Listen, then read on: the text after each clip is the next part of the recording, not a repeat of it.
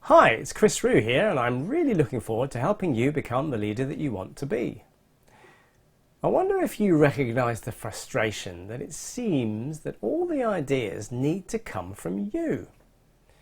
That you would really love your team colleagues to come up with some suggestions once in a while, but this is your responsibility as the leader to come up with those ideas and the strategy. It's an interesting conundrum, isn't it? A bind, if you will.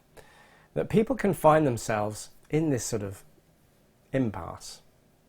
On the one hand, you want to have the time and the scope of control to be able to make strategic decisions and influence the wider strategy of the organisation.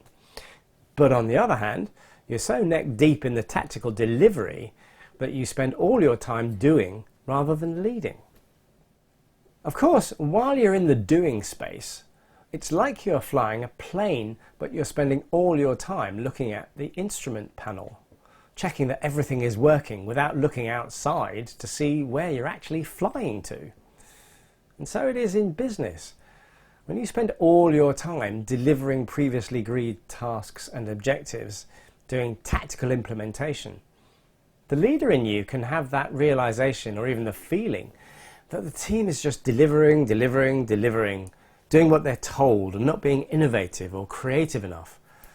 And in that moment of awareness, you may also note that you need some new ideas to keep things fresh and responsive to the current needs of the environment and the customer. Then you look around and everyone is so busy doing that now you feel that there are no new ideas emerging. Well, of course, you haven't created the space for them for these discussions to take place either, by the way. So the rescuer in you comes to the fore, and the burden of responsibility falls back to you for the ideas. So this situation, of course, proves to yourself that you're the only one thinking about this, and that's why you're the leader, and that you are the one with the overall scope of vision. Therefore, of course, you need to be the one who comes up with ideas, because no one else is able to. Case proven. And round you go, reinforcing this story that you're telling yourself. While this can on rare occasions be true, in most cases this is somewhat of a hyperbolic fantasy created by our minds to justify our own actions and keep us in the rescuer state, as I call it.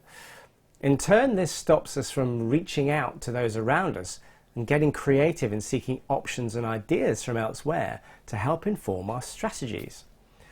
This also speaks to the fundamental principle of hierarchical leadership, that all direction and strategy must come from the top down. This principle is being roundly challenged now by next generation organisations who are harnessing the creative awareness of those around them to build the plans from the bottom up and engaging the wider organisation in seeking out new opportunities. This new approach enables greater flexibility and the ability to respond, but perhaps even more important, builds more engagement and fulfillment across the workplace as people find more relevant meaning in their work through being more involved. So how can you encourage others to come up with ideas and help you curate the strategy? The answer is to share the challenge, share the problem. If you think about a way a good strategic review is done, people are often asked to review their areas and come to the meeting bringing all their ideas, their SWOT analysis, their PEST analysis about the current situation in the marketplace that they inhabit.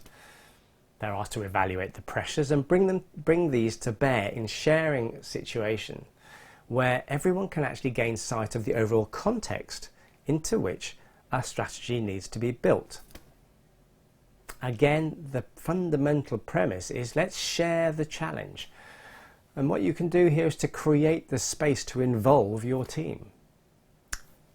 I wonder if you ask yourself the question, if I had all the information I needed to be able to make a strategic plan, who is the most informed in this area and where would I get that information from?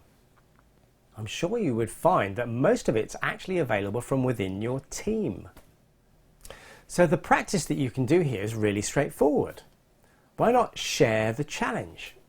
You as the leader can set up a strategic review day where the explicit goal is to come up with 2 or 3 strategic options that you as a team or organisation have or even fulfilling your team and organizational purpose. This may require a little bit of vulnerability on your part because you're indicating that you don't actually have all the answers. Some people may say, this will slow us down, I can't afford the time. When the reality is that the time spent on rework or not having people aligned around a common purpose and activity is far greater than the day or two it needs to take and help people manage their areas of responsibility with far greater clarity, efficiency and effectiveness. Leaders should lead, but leadership without listening is dictatorship with all its incumbent limitations. And this is a great opportunity to do exactly that, listen and engage. Clearly, when you start to entertain the possibility, then you can decide to incorporate reviews of the situation, pressures on environment, competition, etc. There are plenty of tools available. But the big development piece here is to step into this, share the challenge, and be open to the ideas from the group. If you want to learn more about this, I'll be reviewing in one of my videos Beyond Budgeting by Bart Borgenes, a great book with a number of interesting next generation approaches at Equinor, previously known as Statoil. It's a 21,000 strong petrochemical company. And amongst other things, I would refer you to Equinor's approach to strategy. They build their strategy from the ground up and create processes that enable people to use them if they can find them helpful. So be very clear about this and what you're trying to do with your team. Tell them you want to involve them and experiment with harnessing all the brain power in the room for this day. Ask for feedback from the team regarding this approach and refine it based upon what they say. You will be greatly improving the opportunity to engage and motivate your team, as well as the organization.